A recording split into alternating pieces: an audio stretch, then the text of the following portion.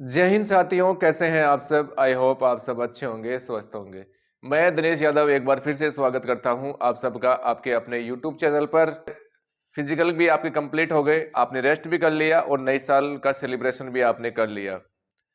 आप सभी को एक बार फिर से नई साल की मेरी ओर से हार्दिक शुभकामनाएं। जो भी आपने संकल्प कर रखे हैं या सोचा होगा आपने कुछ भी, वो सब आपके पूरे हों, ऐसी मैं कामना करता हूं।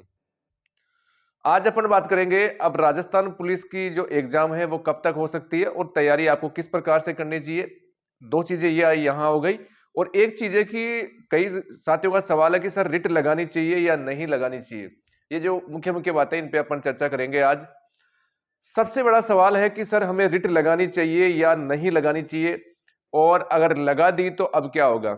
देखो देखो दोस्तों, रिट की बात ऐसी है, कई साथियों के मेरे पास मैसेज भी आ रहे हैं, सर हम रिट लगाए या नहीं लगाए, हमारा होगा या नहीं होगा। दोस्तों रिट पहले बात तो कोई भी लगा सकता है, ये आपका अधिकार है।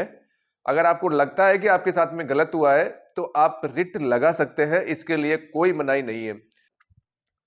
रिट लगाने का मतलब ये नहीं है कि आपके जैसे कि कट ऑफ गई है 160 और आपके नंबर है 140 तो आपका नंबर आ जाएगा। ऐसा दोस्तों कभी भी नहीं होगा। फिर सवाल था कि सर जो सबने रिट लगाई उन सबका यहाँ पे फिजिकल के लिए कॉल किया गया है, तो क्या उनका नंबर वो एग्जाम में बैठेंगे। दोस्तों उनके रिजल्ट को अभी तक होल्ड रखा गया है यहाँ पे। बाकायदा बिल्कुल जो डिसीजन आएगा हाई कोर्ट की तरफ से, फिर उस रिजल्ट को उनके कट ऑफ के अनुसार देखा जाएगा कि कट ऑफ में ये लड़के आ रहे हैं या नहीं आ रहे। अगर नहीं आ रहे हैं तो उनको यहां से आउट भी किया जा सकता है, अगर नहीं आएंगे तो डेफिनेट आउट किया जाएगा। अगर वो कट ऑफ में आएंगे तो लिया जाएगा, सीधी सी बात है। अब मैं आपको सीधी सीधी बात यहाँ पे यह बताता हूं।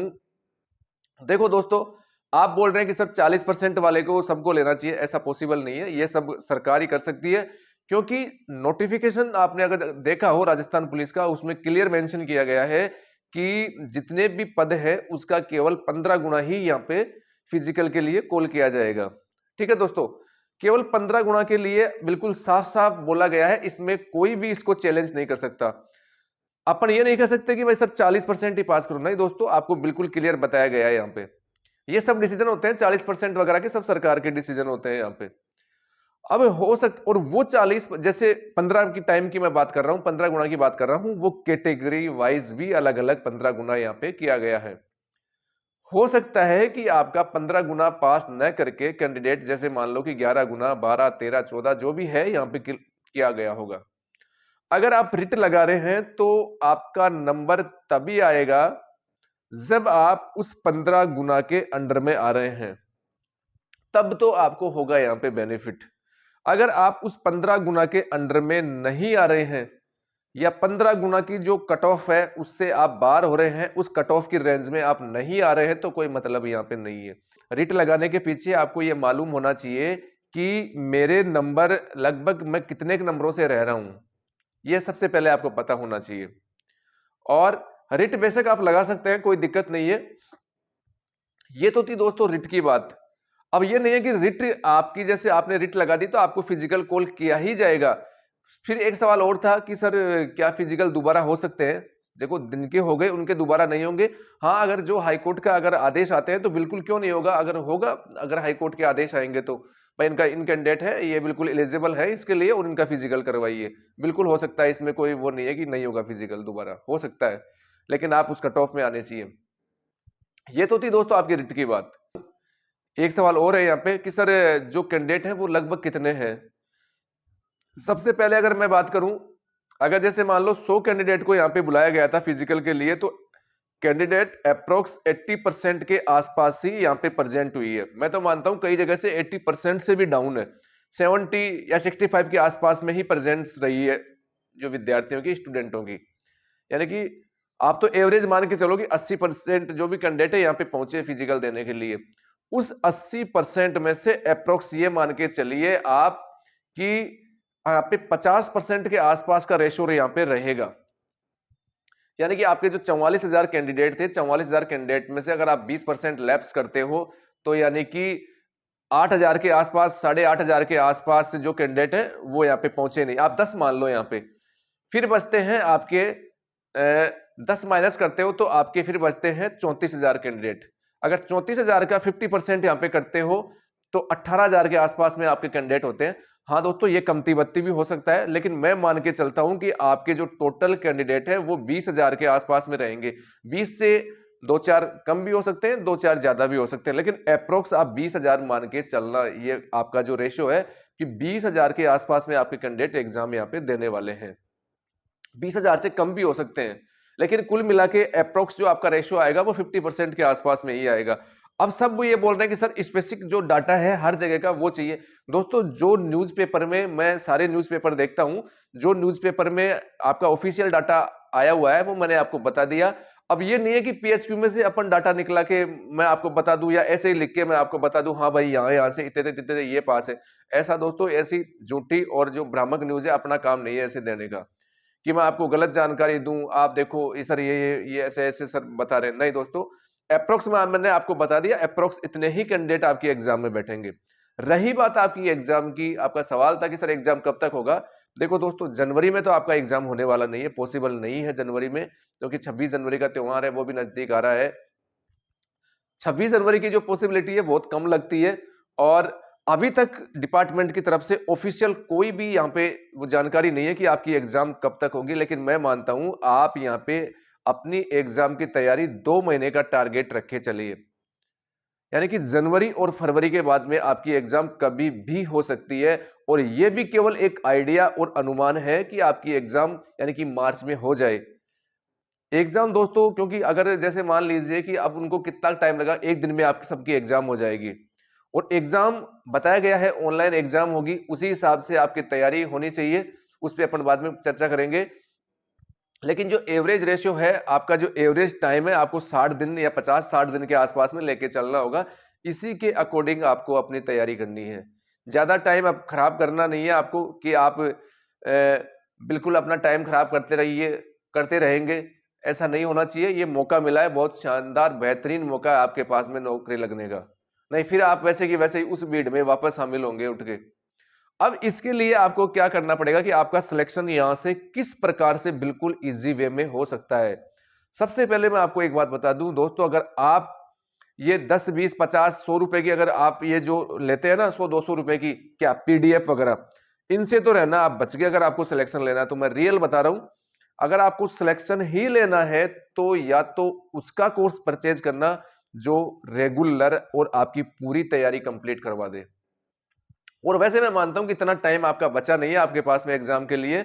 अगर हाँ हो सकता है, देखो दोस्तों, पॉसिबिलिटी ये लग रही है कि लोकसभा चुनाव से पहले आपकी एग्जाम होनी चाहिए, नहीं तो फिर आपकी मई जून जुलाई के आसपास में भी एग्जाम जा सकता है। ये तो ऑफिशियल कुछ अपडेट आएगी तभी निकल के जानकारी सामने आएगी, लेकिन 2 महीने के हिसाब से आपको तैयारी करनी है। दूसरी बात, तैयारी उससे आपको करनी है कि जो आपका पूरा सिलेबस कंप्लीट करवा दे। ये नहीं कि रिकॉर्डेड क्लासेस जो करंट अफेयर्स है वगैरह है, वो पहले के जो सिलेबस है उसके अकॉर्डिंग पड़ी हुई है, आप उनसे तैयारी करो। नहीं दोस्तों, आपके तर्कश में ऐसे तीर जरूर होने चाहिए जो और किसी के पास में नहीं हो, तभी आपका सिलेक्शन होगा यहाँ पे। इस बात को मान के चलना, नहीं तो सिलेक्शन आपका नहीं होने वाला। तैयारी के लिए आपको स्पेशल रणनीति यहाँ पे बनानी ही बनानी पड़ेगी। अब सब बता रहे हैं कि सर तैयारी के लिए कोई अच्छी सी बुक बता दो, वो बता दो। बुक्स के बारे में मैं अगले वीडियो में चर्चा करूंगा कि आपको कौन कौन सी बुक्स पढ़नी चाहिए। और देखो दोस्तों, राजस्थान पुलिस का ट्रेंड क्या चल रहा है, क्योंकि आज तक राजस्थान पुलिस का जो ट्रेंड है वो किसी के पकड़ में नहीं आएगा, आया ही नहीं आज तक। मैं तो कोचिंग वालों को और ये तब मानू जब वो बता दे कि इस पोर्शन से इतने सवाल आएंगे या ऐसा पेपर आएगा आपकी बार। क्योंकि 6 भर्ती तो दोस्तों मैं देख रहा हूं लगातार। जैसे मैं बात करूं 2012 के पेपर की, क्योंकि उसमें बी पार्ट में उस टाइम पे राजस्थान जीके ही आता था। और जीके कैसे कि संतरा सबसे ज्यादा कहां होती है, ऊन कहां होती है सबसे ज्यादा, ये ऐसे क्वेश्चन पूछे जाते थे पहले। फिर मैं बात करता हूं 2013 में भर्ती आई, उसकी एग्जाम हुई 2 जून 2014 के आसपास में, नहीं 2 जून 2014 को उसकी एग्जाम हुई थी। वो एग्जाम मैंने भी दी थी। उसमें बदलाव क्या हुआ उस एग्जाम में, उस टाइम पे तेलंगाना का भी गठन हुआ था। उसमें बदलाव यह हुआ कि पहली बार राजस्थान पुलिस के पेपर में मैथ आई थी। अगर कोचिंग वालों को इतना ही पता होता तो वो मैथ की तैयारी करवाते, लेकिन किसी ने भी ये करवाया नहीं था। उस टाइम पे मैथ पहली बार आई थी, और उस टाइम के बाद में सबने मैथ पढ़ाना चालू कर दिया था राजस्थान पुलिस में। ठीक है दोस्तों, फिर मैं बात करूं 2018 वाली वैकेंसी की। 18 वाली वैकेंसी में क्या हुआ था, जिसकी 2 दिन एग्जाम चली थी। 13 और 14 के समथिंग शायद इन डेट्स में एग्जाम हुई थी 4 शिफ्ट में। उसमें क्या हुआ था, उसमें आपका जो करंट अफेयर्स और साइंस सबसे ज्यादा आई थी, और उसमें बी पार्ट में मैं खुद भी उसमें फेल हुआ था। मेरे ओवरऑल नंबर अच्छे थे लेकिन मैं बी पार्ट में रह गया था। और जो बिल्कुल नए नए लड़के थे वो लगे थे, जो एक्सपीरियंस होल्डर लड़के थे वो सबके सब वहां पे फेल हुए थे, और उसमें लगभग 2000 सीटें आपकी खाली गई थी 13000 सीटों में से। ये ट्रेंड था। फिर जैसे आपकी एग्जाम 2019 की एग्जाम हुई, उस टाइम पे जुड़ा क्या, कंप्यूटर, आपका कंप्यूटर महिला बाल अपराध, वो यहाँ पे ऐड हुआ। फिर चेंज हुआ राजस्थान पुलिस में। और फिर उसके बाद में जब आप 19 के बाद में 21 के पेपर की यहाँ पे बात करेंगे अपन, जिनकी अभी ट्रेनिंग चल रही है, वापस गए रिक्रूट्स, तो उस भर्ती में क्या हुआ, उसमें जो पेपर का जो लेवल था, जो प्रश्नों की जो लेंथ थी वो बढ़ा के दी थी। यानी कि जो क्वेश्चंस का जो समझने का जो टाइम था, वो उस टाइम लग रहा था क्वेश्चन को रीड करने में। तो हर बार राजस्थान पुलिस का पेपर में जो पेपर होता है उसमें पैटर्न चेंज आपको जरूर मिलेगा। तो इस अकॉर्डिंग आपकी तैयारी होनी चाहिए। सबसे पहले मैं बात करूं आपकी रीजनिंग, आपको रीजनिंग के लिए स्पेशल कोई क्लास लेने की आवश्यकता नहीं है। जो भी प्रीवियस ईयर पेपर है मैं बात करूंगा, क्योंकि आजकल दोस्तों ट्रेंड चल रहा है नॉन वर्बल रीजनिंग का। इसके लिए आप सबसे पहले क्या करें, जो भी रेलवे की एग्जाम है पिछली जो 18 की है, बाद में जो ये बाद में एग्जाम हुई रेलवे की, उनके एक एक दो दो तीन तीन चार चार आप जो भी प्रैक्टिस सेट है वो सोल्व कर सकते हैं। इससे आपकी रीजनिंग बहुत ज्यादा एडवांस होगी, और उसमें आपके जो रीजनिंग आएगी पेपर में, उससे एक स्टेप एडवांस ही आपकी तैयारी होगी उससे। एसएससी के जो पेपर है, प्रीवियस ईयर पेपर है, उनसे आप तैयारी कर सकते हैं, क्योंकि आपकी भी एग्जाम ऑनलाइन होगी। हो सकता है कोई सी भी कंपनी आपकी एग्जाम ले ले, टीसीएस ले ले, टीसीएस का लेवल थोड़ा एडवांस होता है हर प्रकार के क्वेश्चनों का, तो इसको भी आपको ध्यान में रखना है। फिर मैं बात करूं आपकी राजस्थान जीके की, वो आप खुद भी पढ़ सकते हैं या कहीं से भी आप मदद भी ले सकते हैं। उसके लिए बुक्स वगैरह मैं बाद में बताऊंगा। फिर आता है इंडिया जीके। इंडिया जीके के लिए आप लूसेंट से आपका काम चल जाएगा, और अगर कोई अच्छी बुक होगी तो मैं देखूंगा, फिर मैं बताऊंगा आपको, क्योंकि उसमें साइंस भी आता है, हिस्ट्री, पॉलिटिकल, ज्योग्राफी, कल्चर वगैरह बहुत कुछ है उसमें। और फिर आता है आपका महिला, और जो आपके बारे में उसमें चेंज किया गया है महिला बाल अपराध वाले पोर्शन में, उनसे संबंधित जो संस्थाएं वगैरह है, इसमें सबसे ज्यादा कंफ्यूजन हो रहा है स्टूडेंट को। इसमें मैं आपको अलग से सेपरेट वीडियो बना के बता दूंगा कौन सी बुक्स इस टाइम पे सबसे बढ़िया चल रही है और आप कहां से पढ़ सकते हैं ये।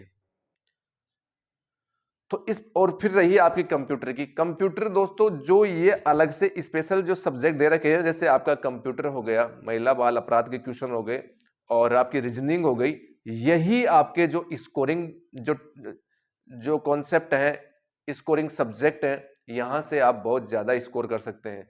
इनको आपको इतना परफेक्ट करना है, क्योंकि रीजनिंग है दोस्तों, आप अगर प्रैक्टिस करेंगे 2 महीने में तो आप चाहो जैसी रीजनिंग कर सकते हैं, अगर आप डेली डेली डेली दो दो प्रैक्टिस सेट भी अगर आप करते हैं तो। और ये दोस्तों अब चैप्टर वाइज अगर आप करेंगे तो आपके चैप्टर वाइज करने में ये टाइम निकल जाएगा पूरा। आप प्रैक्टिस लगो, और जो जिसमें रैंडम क्वेश्चन हो, हर प्रकार के क्वेश्चन हो, ऐसे आपको प्रैक्टिस सेट सोल्व करने हैं अब ज्यादा से ज्यादा, तभी आपकी रीजनिंग परफेक्ट होगी। जैसे आपका रीजनिंग हो गया, कंप्यूटर हो गया, महिला बाल अपराध हो गया, इन्हीं में दोस्तों आपको पूरे में से पूरे नंबर लेने हैं, ताकि आपका स्कोर बहुत बढ़िया हो सके। इसके लिए अपन एक पूरे बोर्ड के माध्यम से मैं आपको समझाऊंगा कहां कहां से आपको सिलेबस कवर करना है और किस प्रकार से आपको तैयारी करनी है। रणनीति दोस्तों ऐसी बनानी चाहिए, हर चीज की रणनीति बनाई जाती है कि किस प्रकार से आपको, यह भी आपके लिए एक युद्ध समान ही है, इसको किस प्रकार से जीता जाए। इसलिए आपको ऐसा नहीं है कि अगर कोई मेरे को पीडीएफ दे रहा है तो मैं पीडीएफ निकला लूं, कोई कोर्स दे रहा है तो 100-200 रुपए में मैं कोर्स ले लूं, इन्हीं में आपका टाइम पूरा हो जाएगा, सिलेक्शन आपका नहीं होगा। यहां से बुक्स आपको पढ़नी ही पढ़नी पड़ेगी। और बुक्स ये नहीं कि आप जैसे लक्ष्मीकांत उठा लो पॉलिटिकल के लिए, या बड़ी बड़ी बुक्स उठा लो, उनकी आवश्यकता नहीं है बिल्कुल। जो छोटी छोटी जिनकी इजी लैंग्वेज है वो बुक्स लो। आप बुक्स कोई सी भी ले सकते हैं, आप बुक्स कोई सी भी खराब नहीं होती, लेकिन ऐसी उठाना कि आप उसको कवर भी कर सको, टॉपिक ज्यादा से ज्यादा पढ़ सको, और उसका रिवीजन कर सको बार बार में। जैसे अगर ऐसी मत लेना कि आप उसमें एक ही चैप्टर में आपको 10-10 5-5 दिन लग रहे हैं, आप उसको फिर रिवीजन ही नहीं कर पा रहे हैं। रिवीजन दोस्तों यहाँ पे बहुत कारगर साबित होता है आपको किसी भी एग्जाम को क्रैक करने के लिए। ठीक है दोस्तों, आज के लिए इतना ही, मिलते हैं नेक्स्ट वीडियो में। जय हिंद, जय भारत।